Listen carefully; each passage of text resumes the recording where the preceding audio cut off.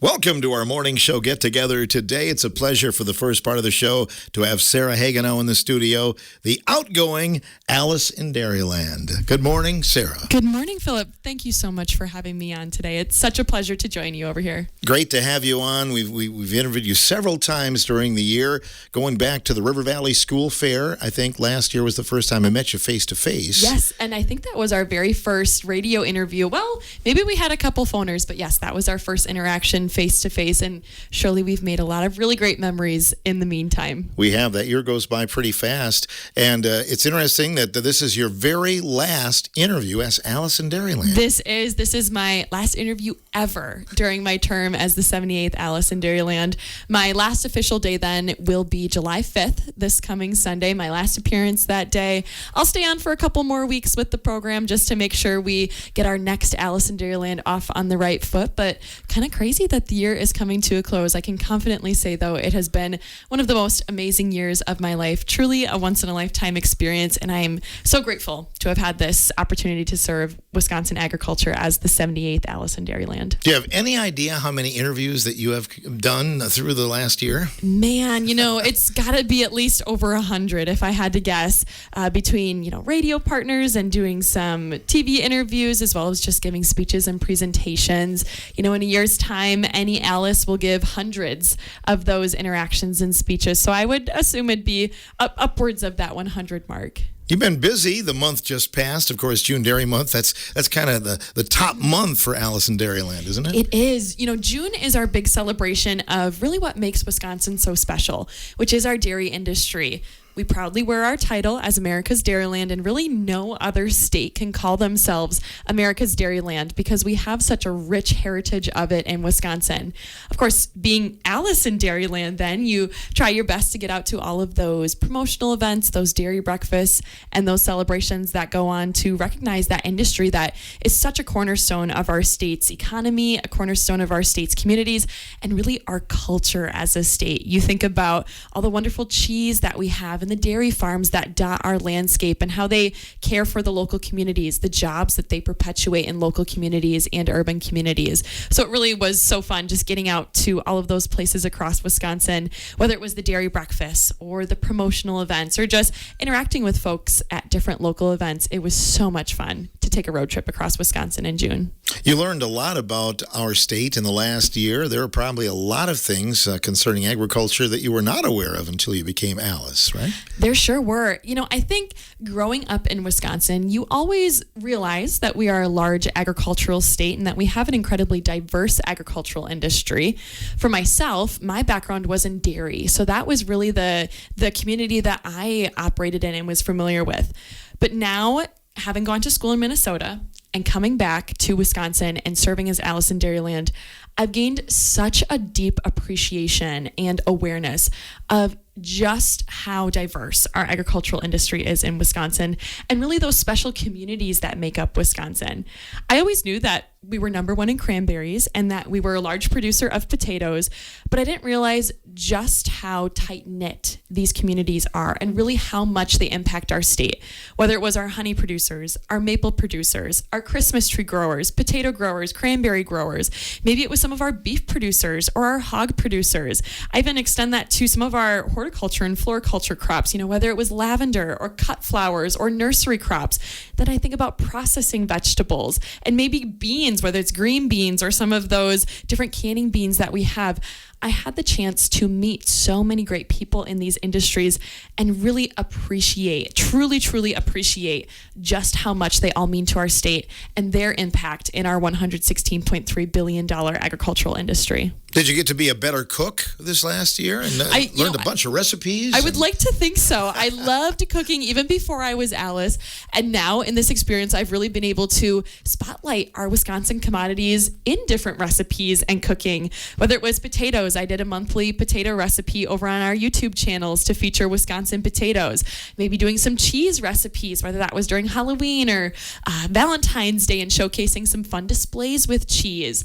I also really enjoyed interacting with our June Dairy Month recipes and making those as I took those around to different media partners. So I think that really allowed me to kind of connect with those excellence that was produced in our agricultural industry every day and really showcase how to use our products every day. You brought along some props today. It looks like you've been busy making, cooking. Are those real? These are real. So for folks that are listening in, we did do a Facebook Live on this. So be sure to head over to Facebook to take a look at the recipe I brought in today. As I traveled around in June, I had one of the dairy recipes from our dairy farmers of Wisconsin. There were many that I highlighted during the month, but one in particular that I'm really enjoying for the summer months now as I'm looking towards July is a grilled feta and watermelon salad recipe. Now, this recipe uses dairy ingredients like Greek yogurt, award-winning feta cheese, and some others. And then it's stacked together in stacks with slices of watermelon, some fresh greens on top, and then blueberries. So it kind of has that red, white, and blue kind of aspect to it if folks are looking for maybe a 4th of July dish to put out for guests or just enjoy with their family. So I would highly encourage folks to check this one out. You can find this recipe and many more just like it at wisconsincheese.com/recipes. Welcome back to our morning show studios. A weather interruption today, but a needed weather interruption there. Sarah Hagenow, our guest, 78th Alice in Dairyland, outgoing. You were talking about this recipe that is feta, it has watermelon, has blueberry. So is it a main dish or is it a dessert, or how do you classify it? It can really be whatever you want it to be. That's the beauty of Wisconsin dairy. It's incredibly versatile. A lot of our dairy products can fit into our breakfasts, our lunch, our desserts, even snacks. Now, this one might be a little bit more of an appetizer, perhaps for some folks, but certainly you could turn it into a dessert because it has that kind of tangy savoriness with the feta cheese, and then that cool, crisp, mellow flavor with the watermelon.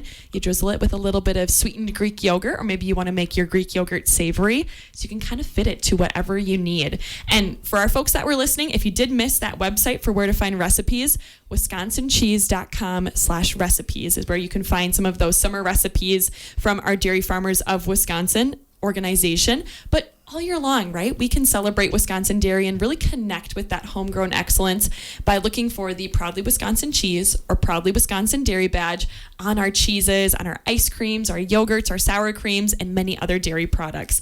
These two indicators on packaging let you know that you're purchasing genuine Wisconsin dairy. You are bringing that really award-winning dairy product feel into your home. And perhaps most importantly, you're supporting our local farmers and our hardworking processors and ensuring that we can maintain our title as America's Dairyland. And you have some snacks here as well, right? I do. I brought in some snacks as well. We've got some Belgioso mozzarella cheese for everyone to enjoy. Just another way that our dairy processors are innovating and helping meet the kind of on-the-go lifestyle for some folks, or maybe just having a snack on the go by putting these mozzarella balls into more of a snack size. Yeah, nothing better than just popping one in your mouth. If in between meals, sometimes you get hungry about 3 in the afternoon. Perfect for something like that. Right? Absolutely. Well, in Wisconsin dairy, if you need to keep fueled throughout your day, Wisconsin dairy products have a really unique nutrient profile. They have 13 essential nutrients, including protein, calcium, vitamin D, and many others that can keep you fueled throughout your day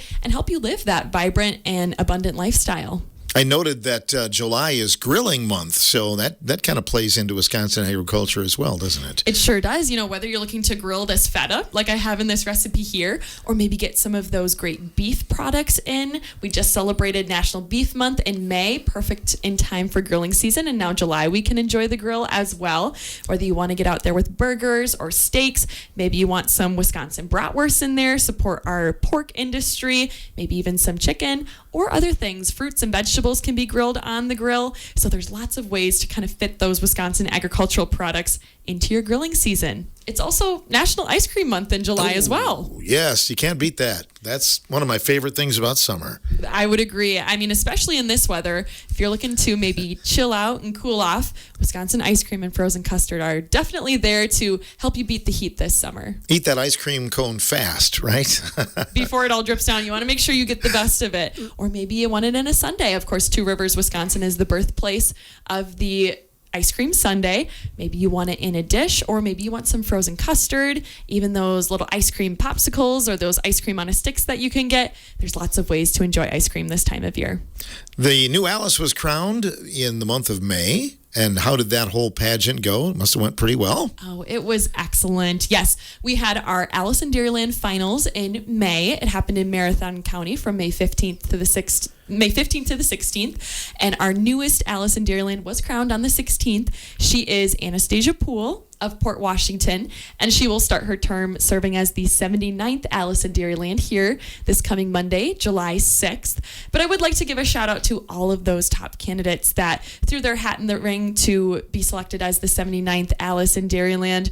All of them are impeccable agricultural advocates, and for me, it was really fun to get to know them through that process and see their skills really shine on the stage of Alice in Dairyland. Certainly all of them will take their skills and abilities and passions and continue to be amazing advocates for agriculture. It's got to be bittersweet for you, though, isn't it? It is. It certainly is. You know, this year has been such an incredible year, and to have it come to an end, it certainly has gone fast, but, you know, it hasn't been a situation where I've blinked and missed it. I certainly feel like I've had those moments to take it all in and be present and just check in with myself throughout the process.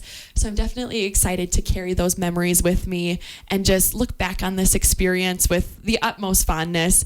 Very excited to see what happens in the next chapter as well, wherever that might be. I'm really, really excited to watch Anastasia carry on that legacy of Alice in Dairyland and see the skills and capabilities and interests that she will bring to the role. That's one of the most incredible things about Alice in Dairyland is every year there's a new individual serving that really gets to put their own spin on the program and kind of leave their mark. So it's going to be fun to see how she leaves her legacy on the Alice in Dairyland program. We will look forward to meeting her.